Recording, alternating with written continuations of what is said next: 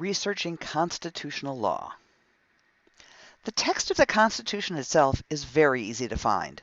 There are hundreds of copies of it in our library in print, including in every federal and state code, and it's easy to find on the web. Much of constitutional research parallels statutory research. Because constitutions appear in the annotated codes, you can use the same research techniques you use to find relevant case law, whether print or online. But constitutions are inherently different from statutes.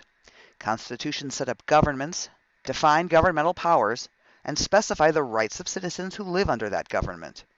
Constitutions can be amended, but they are designed to promote stability, and for that reason are purposefully more difficult to change than statutes.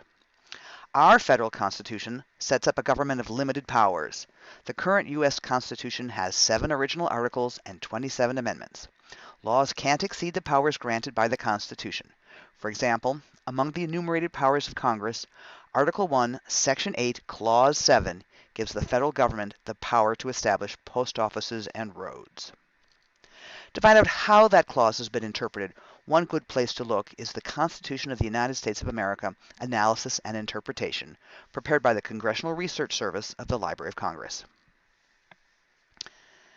This 2,830-page book is available for free on FedSys, the U.S. government's federal digital system, which is part of the Government Publishing Office.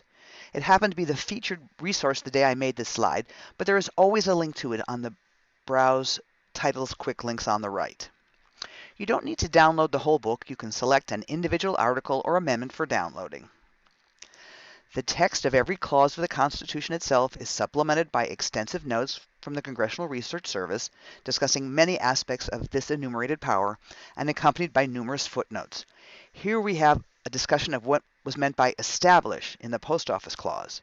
There's also a discussion on the power to protect the mails, the power to prevent harmful use of postal facilities, exclusive powers and adjunct to other powers, and state regulations affecting the mails. Another place to find judicial interpretation of the Constitution is on Westlaw.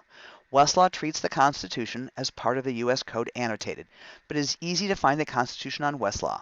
Just select Statutes and Court Rules from the Westlaw Next initial screen. You can then select the Constitution to search or browse.